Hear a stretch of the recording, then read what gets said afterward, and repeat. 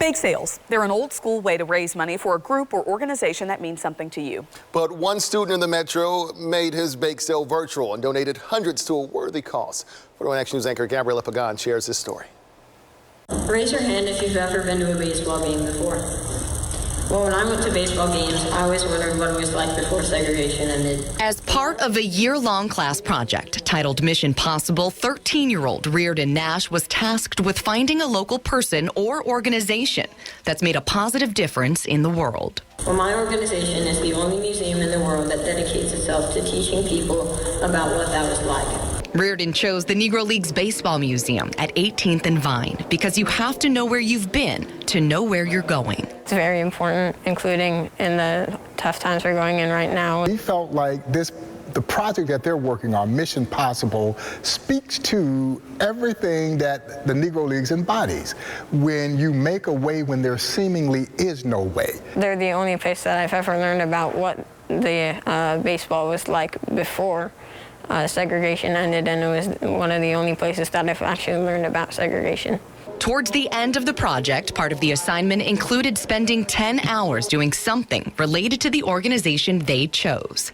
And Reardon chose to literally raise dough. I love baking.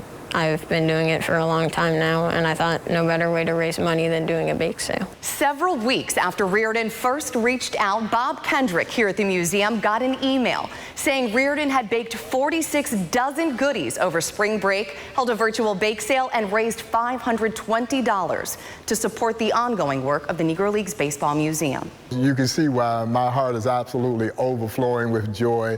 I got a chance to meet him last week, and he delivered the check, hand-delivered the check to me. But the bigger picture is already having an understanding of what it means to give back, to support. And to me, that is even more special.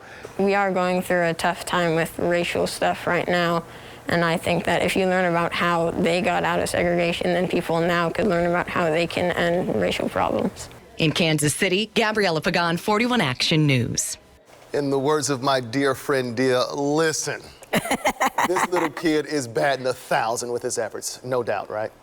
We applaud you. The $520 will go into the museum's operating funds as a general donation. Kendrick called Reardon an extension of the museum. We want to share more stories of positive things happening in our community. So if you see something good, post a photo or a video on social media and use that hashtag, We See You. Your story might end up on air and online.